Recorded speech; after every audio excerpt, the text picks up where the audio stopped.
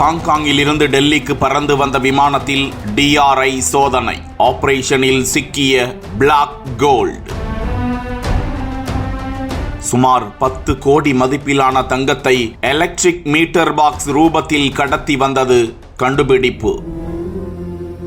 இது தொடர்பான தகவலை வெளியிட்டிருக்கும் டெல்லி வருமான புலனாய்வு இயக்குநரகம், நாட்டிற்குள் தங்கம் கடத்தப்படுவதற்கு எதிரான போராட்டத்தை தொடர்ந்து வரும் வருவாய் புலனாய்வு இயக்குநரக அதிகாரிகள் இதற்காக தனியாக உளவுத்துறையை உருவாக்கி கண்காணித்து வந்த நிலையில், ஹாங்காங்கில் இருந்து டெல்லிக்கு வந்த விமானத்தில் விமான நிலைய வெளிநாட்டு தபால் அலுவலகத்தில் சரக்குகளை தீவிரமாக கண்காணித்து ஆய்வு செய்தது. இதில் தற்போதைய கியோர் மெஷின் என்று அறிவிக்கப்பட்டிருக்கும் எலக்ட்ரிக் கரண்ட் பொட்டன்ஷியல் மீட்டர் உள்ளிட்ட 7 சரக்குகளை இடைமறித்து அதிகாரிகள் தீவிரமாக ஆய்வு செய்தனர். அப்போது சர்க்கியூட் போர்டுகளுடன் செயல்படுவது வழக்கத்திற்கு மாறாக கனமாக தெரியவே அந்த 56 மின்சார மீட்டர்களையும் வெளிப்புற அட்டைகள் கருப்பு வண்ணம் பூசப்பட்டிருந்த நிலையில் அந்த கருப்பு நிறத்தை கீறிய போது எஃகு போன்ற வெள்ளை நிற உலோகம் தெரிய வந்தது. மேலும் ஸ்பெக்ட்ரோமீட்டர் கருவி மூலமாக பகுப்பாய்வு செய்ததில்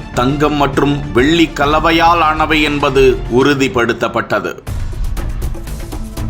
மஞ்சள் நிறத்தில் இருந்தால் நேரடியாக கண்டுபிடித்து விடுவார்கள் என்பதால் வெள்ளியால் கலந்த கலவையால் சுமார் 16 கிலோ 67 கிராம் கொண்ட தங்கம், 39 கிலோ 73 கிராம் அளவிலான வெள்ளியால் கலவை செய்து கடத்தி வந்திருப்பது கண்டுபிடிக்கப்பட்டது. அதன் மதிப்பு 10 கோடியே 66 லட்சம் இருக்கும் என்று அதிகாரிகள் அதிர்ச்சி தகவலை வெளியிட்டிருக்கிறார்கள்.